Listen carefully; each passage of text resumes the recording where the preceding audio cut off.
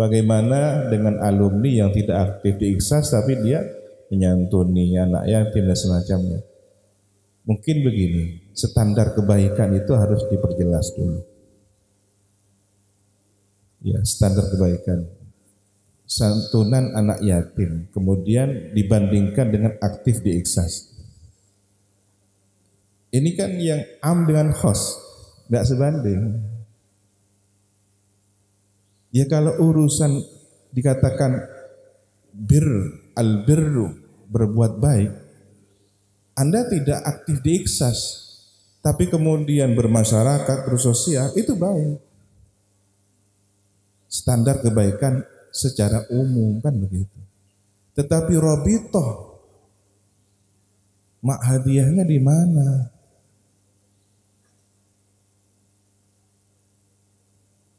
Enten kuda tak nur Ikhlas tapi kuda tawassul. Baik, alhamdulillah.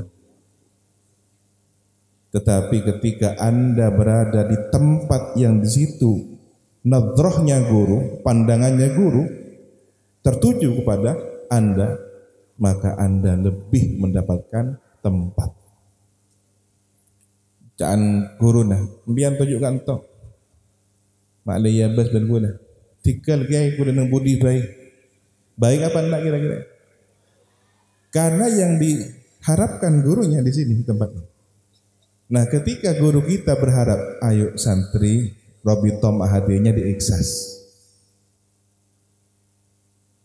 Kemudian dia berkata, empon ya tikal dan gue tak ada Ikhlas. Andik jaro tibik ke ajunan. Gimana kira-kira? Wa matua panja. Kan gitu. Jadi standar kebaikan Robitoh hadiah itu khas, sesuatu yang spesial, yang khusus. Kemudian menyantuni anak yatim, kemudian aktif sosial dan semacamnya di kegiatan umum, itu adalah standar kebaikan umum.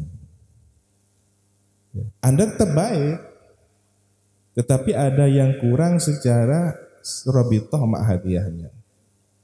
Masyaikh, hubungan keguruan di sini yang perlu disempurnakan. Bukan kemudian ketika orang tidak berikhlas Islamnya dipertanyakan misalkan. Ini kan cara helu. Deki pada pancaritana orang mun tak nora NU tak pada Islam mana kan gitu. Nah ini antara am dan khas, sesuatu yang umum dengan yang khusus. Jadi sekali lagi saya tegaskan, ada kekhususan yang disebut dengan Robitoh hadiah yang menyambungkan Anda dengan guru. Bahkan di Bali saya mendapatkan informasi ada santri sepuh yang mengatakan demikian. Tak perlu, tak penting nora Ikhlas, kuda lambat nih waduk sebut Ikhlas. Karena standar dia tahun berapa begitu. Nah ini sama halnya nanti dengan periode kan dia. Seperti ceritanya, walaupun ini tidak benar-benar mirip ya. Seperti ceritanya umat yang beriman kepada Nabi Musa.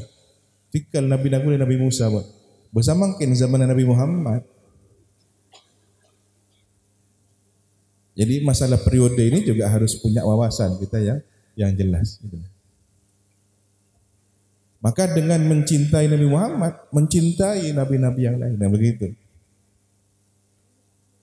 Analoginya kira-kira seperti itu, tapi dalam kapasitas yang lebih spesifik khusus ya.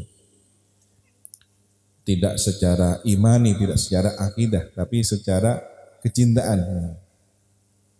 Jadi kalau dia nututi zaman ketika belum berinya Ikhlas, kemudian dia tidak mau ikut Ikhlas kan. Ini kan kiasnya baik, jauh. Sama halnya dia merasa presiden saya ya Soekarno. Loh, sekarang Anda hidup di zaman tahun berapa kan? Kalau Anda masih merasa presidennya Soekarno, ya tinggal di zaman itu saja kan gitu. Nah ini logika-logika berpikir semacam ini kadang-kadang terjadi. Setelah ditelusuri, bukan persoalan itunya. Kenapa pian sampun? Kula anu. Ternyata persoalannya pribadi ketua eksasnya, ketua subrayonnya. Nah ini interest pribadi dibawa kepada urusan organisasi. Inilah yang tadi sebenarnya masuk ke pertanyaan apa? Relasi ya. Gara-gara relasinya kurang bagus, tidak membangun sinergitas antara pengurus dengan anggota. Maka yang disalahkan organisasinya. Itu di mana-mana terjadi, tidak hanya di situ Bondo. Rayon-rayon yang lain rata-rata begitu. Potensi tidak beraktif di Iksas semua ya gara-gara pribadi. Begitu nanti ganti kepengurusan sudah berubah. Begitu dia dijadikan pengurus, semangat dia. Nah, membawa hal-hal yang tadi secara prinsip itu sebenarnya wilayah umum dibawa kepada wilayah khusus, ternyata hanya persoalan-persoalan pribadi. Nah, ini yang perlu difahami dengan cerdas ya. Terus relasi sudah ya terjawab ya. Relasi dengan organisasi lain dengan diperluas ya, jaringannya diperluas. Makanya pentingnya kaderisasi di sini. Yang senior bantu juniornya untuk dikenalkan. Biar kasa. Kadang-kadang enggak, dia ingin zaman saya yang sukses. Adik-adik kelas saya enggak sukses. Sehingga dia merasa terpuji ketika tak pada zaman nampian ketika tua, senang. Itu bukan pemimpin. Pemimpin yang sukses ketika dia mengkader generasi berikutnya bahkan lebih baik dari dirinya. Itu baru pemimpin yang sukses. Ya. Seperti orang tua punya anak, jangan berpikir dangkal. Ya. Kula tak lulus SD, tikal pon anak kula tak lulus SD, malah tak cangkolang ke kula. Bukan urusan janggolan. Ya. Yang justru hebat itu kula tak lulus SD. Pola anak kula tak lulus SD, cek sampai anak kula pada ben kula. Ini kan hebat kan gitu ya. Begitu seharusnya.